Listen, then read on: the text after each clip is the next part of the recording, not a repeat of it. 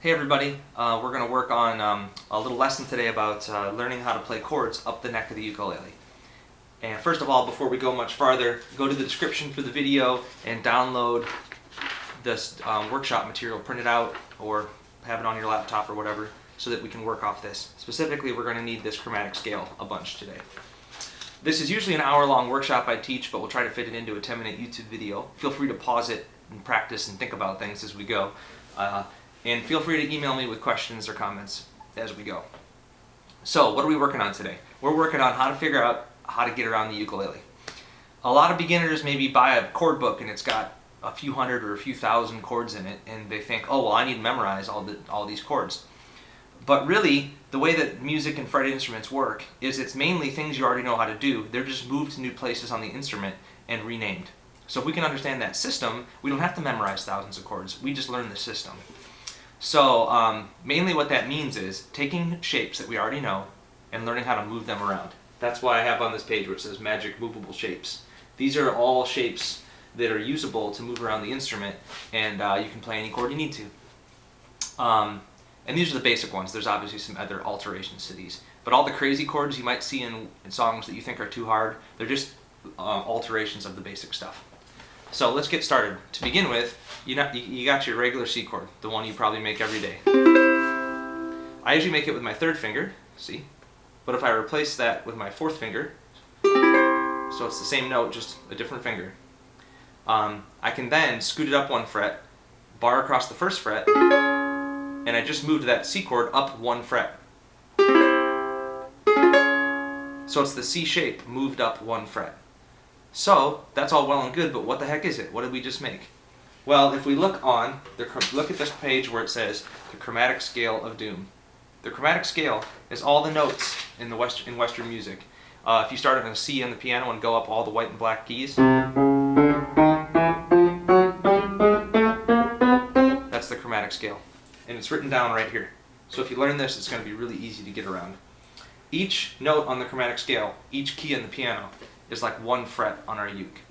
So if we started with a C, and we went up one fret to make this shape, it's just the C shape moved up one fret, then we just move up over one place on the chromatic scale from C over one, and it says C sharp. So you just played a C sharp chord. Give it a whirl. And then if we're at C sharp and we move up one more, well, what is that? Well, let's look. That's C, moved over one to C sharp, move over one more to D. That's a new way to play the D chord. Maybe you played D this way. Now do you see how that is the C shape moved up to D? Mind-blowing, right? So if we follow that same logic, we can move it up two more spots. So if we go D and we go up two more spots on the chromatic scale, we count up to E. That's an E chord. So C, C sharp, D, and then we moved up two spaces to E. Let's go up one more. One more over here from E up is F. So that F chord right here is really the C shape moved all the way up to F. You might say, Aaron, I already know how to play F down here normal. Why would I want to play F up there? Well, maybe you have an arrangement or a song where the melody goes higher and you're still trying to play a chord underneath it. You have to figure out how to find it up there. Or maybe just as a nice ending. See what I mean? It's not that far away. It's only 5 frets up, and it's very usable. If that's F, and you go up two more, according to our list there, 2 up from F is G. That's a new way to play a G chord. Do you understand that that is the C shape moved all the way up to the 7th fret, and that makes it G? How did I know what it's called? Because I counted up on the chromatic scale. One step on the chromatic scale, one name, is one fret on the instrument. So that's our first magic movable shape. Let's look at A, the second one. A is a chord you probably make all the time. Now, instead of making it with first and second finger, I'm going to make it with second and third. It's still in the same place as always, I'm just using different fingers. Why am I going to do that? So I can put my first finger down as a bar behind it and start moving the A shape around. So if that was A, and I went up one, What's one up on the chromatic scale from A? A sharp or B flat? You probably call that a B flat chord. And if I go up one more, that's a B. Do you understand that that is the A shape moved up 2 spots? A, B flat, B. Move up one more and it's C. That's the A shape barred at the 3rd fret. It gives me C. You might say, Aaron, I already know C. Why do I want to have a new C? Well, the C you always play has 3 open strings in it. This C has no open strings. They're all touched or fretted. So maybe it can give me a more percussive sound because there's no open strings. Compared to regular C.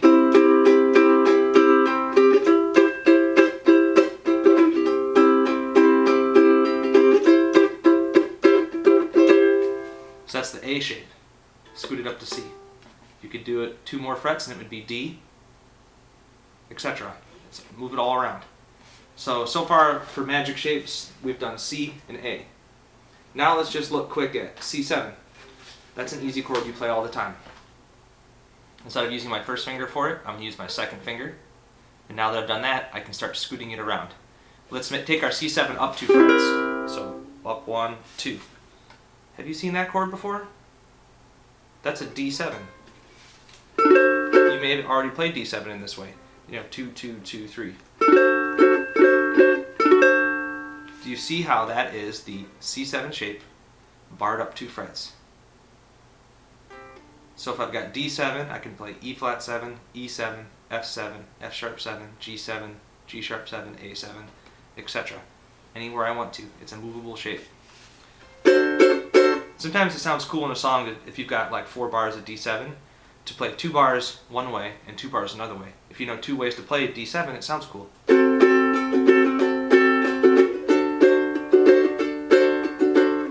It's pretty cool, huh?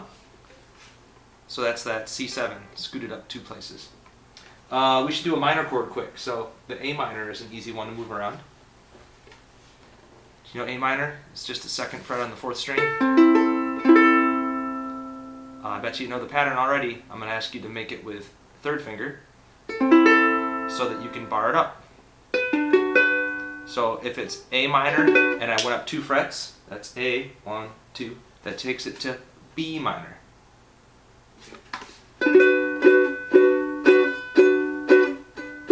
Up 1 fret from B minor is C minor. Up 2 from there is D minor. How do I know the names of them? The chromatic scale. So on this page you've got C, A, C7, A7, A minor, E minor, F, F7, and a diminished chord. That is 9 movable shapes.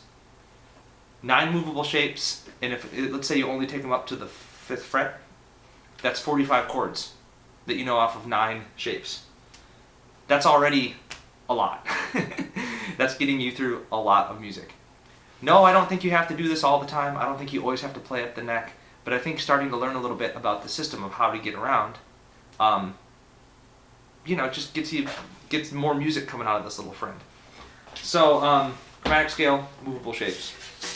Just to show you the other side, this is just some different chord shapes, places moved around so you remember where they go. It's like the C shape moved to F and G, etc. You might have fun kind of messing with that.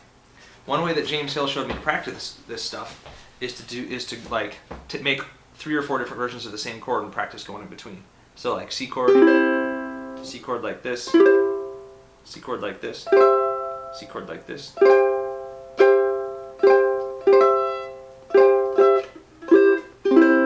Because if you can switch between them, you can get around the instrument a little more easily. And if I look at those, that's normal C chord, right? My next C chord is going to be the A shape, barred up 3 frets. And then the next C chord is the F shape, barred all the way up to there.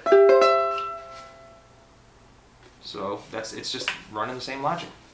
So anyway, send me emails, send me questions, print the form out, start working through it, and yeah, I hope you enjoyed the lesson.